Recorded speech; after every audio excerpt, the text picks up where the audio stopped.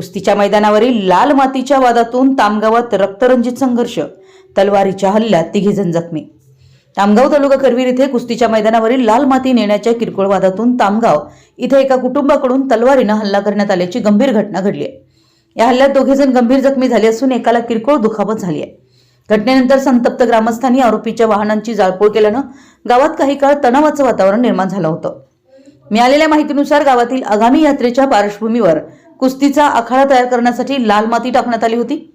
ही माती काही मुलं रिक्षामधून घेऊन जात असताना संबंधितांनी त्यांना मज्जाव केला। या वादातूनच परिस्थिती चिघळली आणि काही वेळातच मुख्य आरोपी घटनास्थळी दाखल झाला। त्याने शिवीगाळ व धमकावणी करत तलवारीने हल्ला करण्याचा प्रयत्न केला।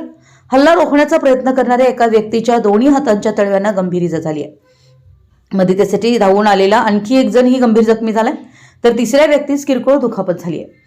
सर्व जखमींवर उपचार सुरू आहेत। घटनेची माहिती गावात पसरताच मोठ्या संख्येने ग्रामस्थ जमा झाले।